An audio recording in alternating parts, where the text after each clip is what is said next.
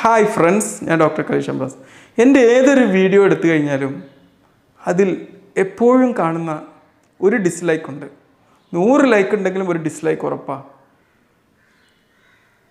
ഒരു പക്ഷേ എനിക്ക് തോന്നുന്നു ഈ 100 ലൈക്കുകളെക്കാളും എന്നെ നിത്യേന വീഡിയോ ചെയ്യാൻ പ്രേരിപ്പിക്കുന്ന ഒരു ഇന്ധനം എന്താണെന്ന് വെച്ച് കഴിഞ്ഞാൽ ആ ഡിസ്ലൈക്കാണ്. ആ ഡിസ്ലൈക്ക് ഇടുന്ന ആളെ എങ്ങനെ കണ്ടെത്താം എന്നൊക്കെ എനിക്കറിയാമെങ്കിലും അതെങ്ങനെ കണ്ടെത്താം എന്നതിനെക്കുറിച്ച് ഞാനൊരു വീഡിയോ ചെയ്യാം. ഞാനത് കണ്ടെത്താൻ ശ്രമിക്കാറില്ല, ബ്ലോക്ക് ചെയ്യാനും ശ്രമിക്കാറില്ല. കാരണം എനിക്ക് വളരെ ശക്തമായിട്ടുള്ളൊരു പോസിറ്റീവ് എനർജിയാണ് അത് നൽകാറുള്ളത്. ഒരു വിഷമം ഉണ്ടാവും, ആ വിഷമത്തെ എന്ത് ചെയ്യും, ഒരു ഫ്യൂവലാക്കി ഉപയോഗപ്പെടുത്തും. ആ ഫ്യൂവലിൽ നിന്ന് അടുത്ത വീഡിയോ ചെയ്യാനുള്ള ഒരു ഇൻസ്പിറേഷനാക്കി അതിനെ മാറ്റും. അപ്പോൾ ആ ഡിസ്ലൈക്ക് എന്നെ സംബന്ധിച്ചിടത്തോളം വളരെ നിർബന്ധമായിട്ട് ഞാൻ എന്നും പ്രതീക്ഷിക്കുന്നൊരു കാര്യമാണ്. എൻ്റെ വീഡിയോകളിൽ തന്നെ ചിലപ്പോൾ ലൈക്കുകളേക്കാൾ കൂടുതൽ ഡിസ്ലൈക്കുകൾ ഉണ്ടായ വീഡിയോകളുണ്ട്. പലപ്പോഴും പല വിവാദ വിഷയങ്ങളിലൊക്കെ ഇടപെട്ട സമയങ്ങളിൽ അത്തരം കാര്യങ്ങൾ ഉണ്ടായിട്ടുണ്ട്. അതിൽ സ്റ്റീം ഇൻഹലേഷനെ കുറിച്ച് ഇംഗ്ലീഷ് ചെയ്തൊരു വീഡിയോ, അതിലൊരുപാട് ഡിസ്ലൈക്കുകളും കുറച്ച് ലൈക്കുകളാണുള്ളത്. പലരും ഇഷ്ടപ്പെടുന്ന ഒരു കാര്യത്തെ നമ്മൾ വിമർശിക്കുന്നത് കൊണ്ട് വരുന്നതാണ്. അതിന് ഒരു സ്വാഭാവികതയുണ്ട്. പക്ഷേ പലരും ഇഷ്ടപ്പെടുന്ന, ആർക്ക് കേട്ടാലും അതിനെ വിമർശിക്കാൻ സാധ്യതയില്ലാത്ത പോസ്റ്റുകളെ കൂടുതലും ഡിസ്ലൈക്ക് അടിക്കുന്ന ചിലരുണ്ടാവും. അതാണ് നമുക്ക് ഊർജ്ജമായിട്ട് നൽകേണ്ടത്. അത്തരം വ്യക്തികൾ ഉണ്ടാകുമ്പോൾ ഞാൻ പലപ്പോഴും ചിന്തിക്കാറുണ്ട്. ഇപ്പോൾ ഇന്ന് തന്നെ ഇത് ഒരുപാട് വീഡിയോസ് ഞാൻ ഷൂട്ട് ചെയ്തൊരു ദിവസമാണ്. എന്തുകൊണ്ടാണെന്ന് വെച്ച് കഴിഞ്ഞാൽ അത്തരമൊരു ഡിസ്ലൈക്കും അത്തരമൊരു വിമർശനവും വന്നതുകൊണ്ടാണ്. അത്തരമൊരു വിമർശനം വരുമ്പോൾ എനിക്കൊരു നിർബന്ധമുണ്ട് അന്ന് കുറേ വീഡിയോസ് ചെയ്യണമെന്ന്.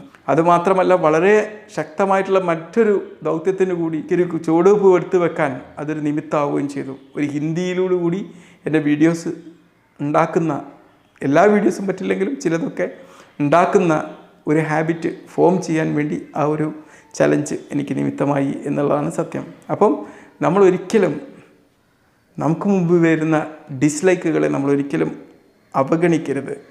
ഈ ഡിസ്ലൈക്കുകളിൽ നിന്നുള്ള പലപ്പോഴും ഈ ഡിസ്ലൈക്കുകൾ കാരണം ഈ ഒരു മേഖലയിൽ നിന്ന് അല്ലെങ്കിൽ മറ്റേതെങ്കിലും ഒരു മേഖലയിൽ നിന്ന് ഉപേക്ഷിച്ച് പോകുന്ന ഒരുപാട് ആൾക്കാരുണ്ടാവും. നമ്മുടെ തലച്ചോറ് എപ്പോഴും ഈ ഡിസ്ലൈക്കുകളിലേക്കായിരിക്കും കൂടുതൽ ഫോക്കസ് ചെയ്യുക. അപ്പം ഒരു ആൻസർ ഷീറ്റ് എടുത്തു കഴിഞ്ഞാൽ അതിൽ റെഡിൽ ഒരു മിസ്റ്റേക്ക് ഇട്ട് കഴിഞ്ഞാൽ നമ്മളെ ശ്രദ്ധ കൂടുതലും ആ റെഡ് മാർക്കിലേക്കായിരിക്കും പോവുക. ബാക്കിയുള്ള എല്ലാ ശരികളിലേക്ക് പോകുന്നതിന് പകരം ആ റെഡിലേക്ക് പോകാനാണ് സാധ്യത. ഇതേ അവസ്ഥയാണ് നമ്മുടെ മസ്തിഷ്കത്തിനും. 10,000 ലൈക്കുകൾ ഉണ്ടെങ്കിലും അതിലേതെങ്കിലും ഒരു ഡിസ്ലൈക്ക് ഉണ്ടെങ്കിൽ ആ ഡിസ്ലൈക്കിലേക്ക് പോകാനും ആ ഡിസ്ലൈക്കിൻ്റെ കയറിൽ തൂങ്ങി ആ പ്രൊഫഷനിൽ നിന്ന് ആത്മഹത്യ ചെയ്യാനുമുള്ള ഒരു പ്രവണത ഉണ്ടാവുക. മറിച്ച് നമ്മൾ ഓരോ ഡിസ്ലൈക്കുകളെയും നമ്മൾ സെലിബ്രേറ്റ് ചെയ്യാൻ പഠിക്കണം. അതിൽ നിന്ന് കൂടുതൽ കരുത്ത് നേടിയിട്ട് മുന്നോട്ട് പോകാൻ വേണ്ടിയിട്ടുള്ള ശ്രമം നമ്മളിൽ നിന്നുണ്ടാവണം. കഴിഞ്ഞ ദിവസം വലിയൊരു അബദ്ധങ്ങളൊക്കെ എൻ്റെ വീഡിയോയിൽ സംഭവിച്ചിരുന്നു. മെസ്സി ഒരു അർജൻറ്റീന കളിക്കാരനാണ് എന്നതിന് പകരം ഞാൻ അവിടെ പറഞ്ഞത് ബ്രസീൽ കളിക്കാരനാണെന്നാണ്. പലരും ഈ ഒരു തെറ്റെനിക്ക് ചൂണ്ടിക്കാട്ടി തന്നു. ഒരു പക്ഷേ മെസ്സിയെക്കുറിച്ചുള്ള ഒരു വിഷയം അല്ലാത്തത് കൊണ്ട് ഒരു കോമഡി സെൻസിൽ എടുക്കാം എന്നുള്ളതാണ് എനിക്ക് തോന്നുന്നത്. പിന്നീട് അത് കൊടുക്കുന്ന മെസ്സേജ് മറ്റൊന്നായതുകൊണ്ട് അതത്ര വിഷയമാക്കിയില്ല. പലർക്കും അതൊരു പ്രശ്നമായതുമില്ല. പക്ഷേ അവർ തെറ്റ് ചൂണ്ടിക്കാണിച്ച എല്ലാവർക്കും പ്രത്യേകം ഞാൻ നന്ദി പറയാണ്.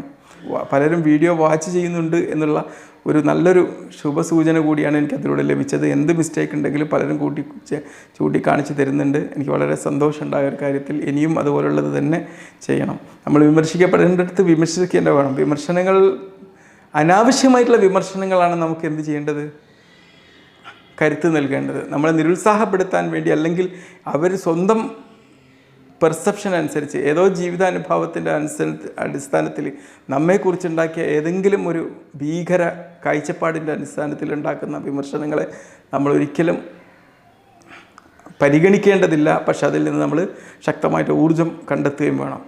മറ്റേ വിമർശനങ്ങൾ നമ്മളെപ്പോഴും മനസ്സിലാക്കിയിട്ട് അതിനനുസരിച്ച് നമ്മൾ മാറ്റം വരുത്തുകയും വേണം. തീർച്ചയായിട്ടും ആ ഡിസ്ലൈക്ക് ഞാൻ ഇന്നും പ്രതീക്ഷിക്കുന്നു. ഈ വീഡിയോക്ക് താഴെയും ആ ഒരു ഡിസ്ലൈക്ക് ഞാൻ പ്രതീക്ഷിക്കുകയാണ്. തീർച്ചയായും എനിക്കറിയാം ഈ ഡിസ്ലൈക്ക് അടിക്കുന്ന വ്യക്തികളൊന്നും തന്നെ, ഇതുപോലെ ബോധപൂർവം ചെയ്ത ഡിസ്ലൈക്ക് അടിക്കുന്ന വ്യക്തികളൊന്നും അവർ നമ്മളെ വീഡിയോ കണ്ടിട്ട് പോലും ഉണ്ടാവില്ല. ചിലപ്പോൾ നമ്മളെ പോലും പരിചയം ഉണ്ടാവില്ല. ഈ ഒരു വാക്കൊന്നും അവർ കേട്ടോളണമെന്നും ഇല്ല എന്നുള്ളത് എനിക്കറിയാം.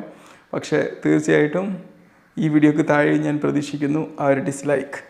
ഇനി വേണമെങ്കിൽ മറ്റൊരു ദിവസം ഈ ഡിസ്ലൈക്ക് അടിച്ച വ്യക്തി ആരാണ് എന്നുള്ളതിനെക്കുറിച്ച് വേണമെങ്കിൽ ഞാൻ നിങ്ങൾക്ക് യൂട്യൂബ് വീഡിയോ വഴി പറഞ്ഞറിയിക്കാം. എനിക്കതിനൊരു മനസ്സ് തോന്നുകയാണെങ്കിലൊക്കെ